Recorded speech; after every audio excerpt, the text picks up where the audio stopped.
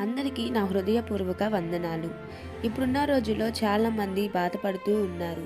నా బ్రతుకు ఇంతేనా, నన్నందరూ చులకనగా చూస్తున్నారు, నేనింక మారనా, నా పరిస్థితి ఇంతేనా అని చాలామంది బాధపడుతున్నారు.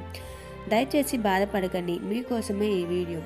ఈరోజు ఎండిన బ్రతికే అవ్వచ్చు, కానీ అందరు నిన్ను చులకనగా చూస్తున్నారని బాధపడవచ్చు. కానీ పరిస్థితి ఏమైనా కూడా నువ్వు దేవుణ్ణి మాత్రం విడిచిపెట్టకు. ఎందుకంటే ఆయన సజీవుడు, శూన్యంలో నుండి సమస్తము చేయగలడు. మట్టి ముద్ద కూడా జీవాన్ని పోయగల శక్తిమంతుడు. అలాని గర్వం, భయం నీలో ఈ రెండూ వద్దు. ఎందుకంటే నాకు అన్నీ తెలుసు అనుకున్నవాడు ఎప్పటికీ ఏమీ నేర్చుకోలేడు. నాకు ఏమీ రాదు అని అనుకునేవాడు ఎప్పటికీ ఏది సాధించలేడు. నీ బలమైన బలహీనత అయినా దేవుని చేతిలో పెట్టు.